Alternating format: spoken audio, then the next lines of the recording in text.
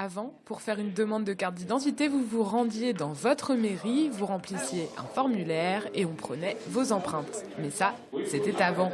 À compter du 1er décembre, les demandes de carte d'identité seront faites de la même manière que les passeports biométriques dans les 110 communes bretonnes équipées de stations de passeport. Donc l'État accompagne évidemment ces mairies.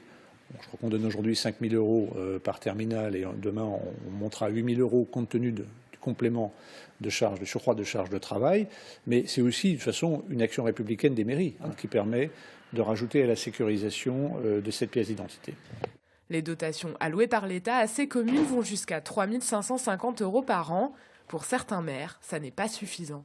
Les communes qui vont accueillir les nouveaux centres après les passeports et les cartes d'identité et qui ont donc une charge supplémentaire avec premier élément les dotations financières qui ne sont pas à niveau du tout, donc les charges sont à charge des communes. Deuxième élément, les communes qui vont perdre cette action, qu'elles avaient une action de proximité avec leur population, notamment les petites communes, et qui aujourd'hui se voient dépossédées de cet élément. Et là aussi, il faudra qu'on trouve des liens entre les petites communes et les plus grosses qui ont les stations.